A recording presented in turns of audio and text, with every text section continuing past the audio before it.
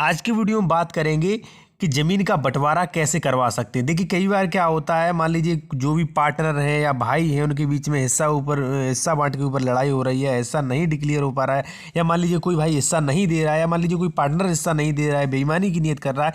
तो ऐसी स्थिति में ज़मीन की बंटवारा की प्रक्रिया क्या है, बंटवारा कौन करा सकता है, बंटवारा कितने दिन के अंदर होगा, बंटवारा के केस को कौन सुनेगा, बंटवारा में कोर्ट फीस कितनी लगती है।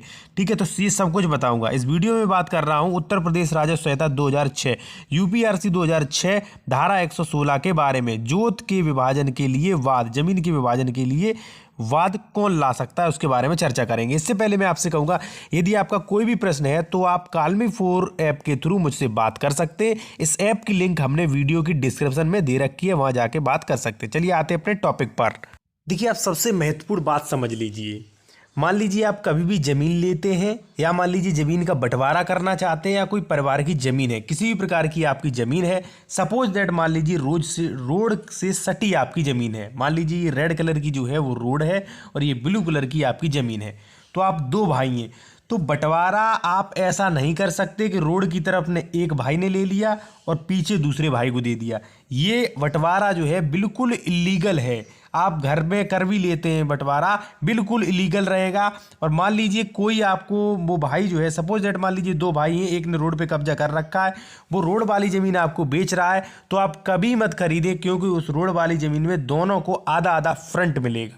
ठीक है, ऐसा नहीं कि एक भाई आगे एक भाई पीछे हो जाए। ठीक है, ये बात समझ लीजिए, बहुत अच्छी बात है, क्योंकि आपको कभी भी ज़मीन में नुकसान नहीं होगा। और कभी भी मान लीजिए आपका भाई नहीं दे रहा है तो आप उसके लिए भूमि विभाजन के लिए आप केस कर सकते हैं। अब टॉपिक ये आता है कि आप कौन सी ज़मीन के लिए विभाजन के लिए केस कर सकते हैं। ठीक है, तो यहाँ पे मैंने बताया है कृषि की भूमि। ठीक है, उत्तर प्रदेश राजस्व संहिता जो धारा 116 है वो ये कहती है कि यदि मान लीजिए कृषि की भूमि है तो उसके विभाजन के लिए आप केस कर सकते हैं। बात आती है केस सुनेगा कौन, तो केस जो है वो आपकी तहसील लेवल पर होगा और एसडीएम न्यायालय में होगा। एसडीएम इसकी सुनवाई करेंगे। तीसरा जो महत्वपूर्ण पॉइंट ये है कि देखिए जो केस करेगा वही केस कर सकता है जो सह खातेदारक हो। मान लीजिए गाटा संख्या 34 है।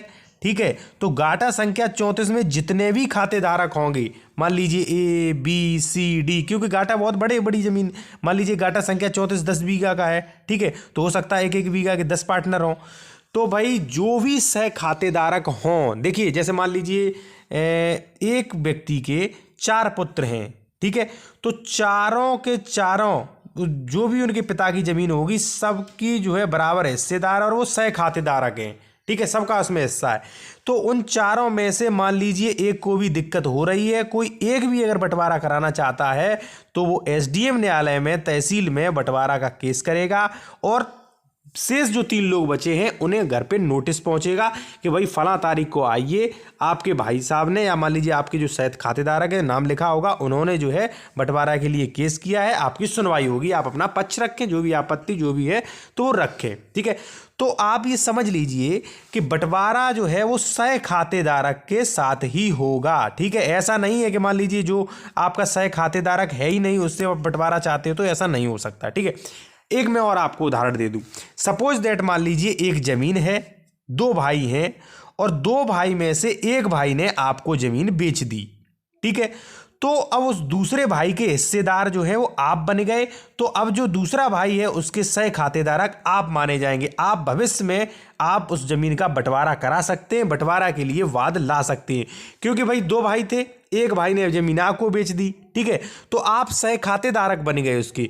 मान लीजिए दूसरा भाई उसका परेशान कर रहा है आपको, या आपकी नहीं बनती, आपको लग रहा है ये जमीन ज़्यादा जोते हैं, तो ऐसी कंडीशन में आप बंटवारा के लिए वाद ला सकते हैं। चौथी कंडीशन दोस्तों ये है कि अगर मान लीजिए आपके परिवार, देखिए क्या होता है, परिवार जो होता है कुछ समय बाद 10 20 50 साल बाद जो है परिवार बहुत बड़ा होता है, फिर परिवार में नहीं बनती। कई लोग परिवार में बेईमान लोग भी होते हैं। ठीक है, तो वो क्या करते हैं, वो कहीं कहते हैं कि भाई ये मेरा खेत है, मैं कम जोता हूँ, तुम ज़्यादा ज़मीन पर कब्जा किए हो। तो ऐसी कंडीशन में यदि मान लीजिए विवाद की स्थिति पैदा होती है, आपको लगता है कि भाई ये कब्जा ज़्यादा कराया, हमारे हिस्सेदार जो है पार्टनर ये ज़्यादा ज़मीन पर कब्जा किए हुए है, तो आप एसडीएम न्यायालय में बंटवारा के लिए धारा 116 के अकॉर्डिंग बंटवारा के लिए केस ला सकते हैं। ठीक है, देखिए, अगर मैं और भी स्पष्ट शब्दों में कहूँ आपसे, तो देखिए मान लीजिए आपकी कोई ज़मीन है और आप उस ज़मीन पर आपके घर वाले ही जो सह खातेदारक, क्यों घर वाले ही सह खातेदारक होते हैं। यदि मान लीजिए घर वाले आपको हिस्सा नहीं दे रहे हैं, या मान लीजिए आपकी ज़मीन जो है हिस्से की ज़्यादा वो कब्जा किए हुए हैं, ऐसी कोई भी समस्या है, तो आप कब्जा छुड़ाना है तो आपको बंटवारा के लिए वाद डालना पड़ेगा।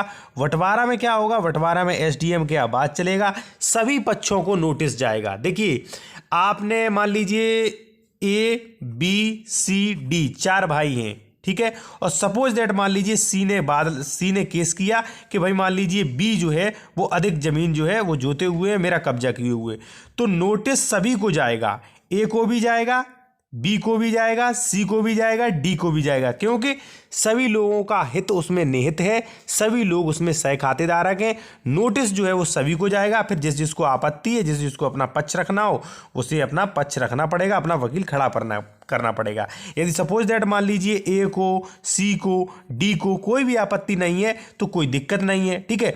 अगर मान लीजिए बी को भी कोई आपत्ति नहीं है, बी भी मान जाता है बंटवारा के लिए, तो आपका बंटवारा का जो भी मैटर है वो लगभग 3 से 6 माह में निपट सकता है, ठीक है। अगर मान लीजिए बी ऑब्जेक्शन नहीं कर रहा है, बी ये कह रहा है कि सर आप बंटवा लीजिए, हमें क्या जो भी आपका है, तो देखिए बंटवारा में क्या होगा, बंटवारा में एसडीएम जो है, एसडीएम सुनेगा, एसडीएम को लगता है। और दूसरी बात ये होती है कि बंटवारा में जो भी ज़मीन पे पेड़ है, कुआं है, कोई बोरिंग है, तो ऐसी जो भी अचल संपत्ति है उसका तो बंटवारा होगा नहीं, उसका मूल्यांकन होगा, ठीक है।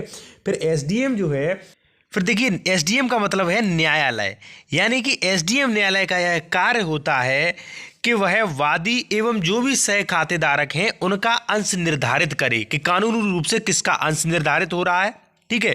उसके बाद यह अवलिखित करेगा कि कौन से खातेदारक संयुक्त रूप से रहना चाहते हैं। यदि मान लीजिए सभी कह रहे हैं कि भारत भाई हमारा अलग अलग कुरा कर दिया जाए, तो सभी का अलग कर दिया जाएगा। यदि मान लीजिए कोई संयुक्त रूप से रह रहा हो तो उसमें कोई भी दिक्कत नहीं। जोत में प्रत्येक गाटे पर लागू कलेक्टर द्वारा निर्धारित डेट के अनुसार जोतों का मूल्यांकन करेगा, ठीक है। जोतों का मूल्यांकन करेगा कि भाई ये वाली जोत कितने रुपए की, ऐसा तो नहीं, ऐसा भी नहीं कर सकता कि रोड वाली एक को दे दी और पीछे जो मान लीजिए जो पीछे है खेती वो एक को दे दी, ऐसा भी नहीं होगा। मूल्यांकन करेगा, उसी के अनुसार देगा, ठीक है। दूसरी बात, यदि दावा डिक्री किया जाता है तो न्यायालय वादी का हिस्सा घोषित करने के लिए प्रारंभिक डिग्री पारित करेगा। मान लीजिए न्यायालय ने हिस्सा निर्धारित कर दिया है तो प्रारंभिक डिक्री जो पारित होगी। यदि मान लीजिए किसी को ऑब्जेक्शन है तो वहाँ पे आपत्ति भी दे सकते हैं, ठीक है। फिर प्रारंभिक डिक्री जो तैयार होने के बाद उप जिला अधिकारी लेखपाल से कुरा तैयार करेगा। प्रत्येक का भाई अलग अलग कुरा तैयार करवा लिया जाएगा और उसके बाद जो है सभी का नाप के बांट के अलग उसका नक्शा भी बना दिया जाएगा, ठीक है, और फर्द खतौनी पे शो हो जाएगा। यदि आपका कोई प्रश्न है तो आप कमेंट में पूछें, इंस्टाग्राम पर फॉलो करें।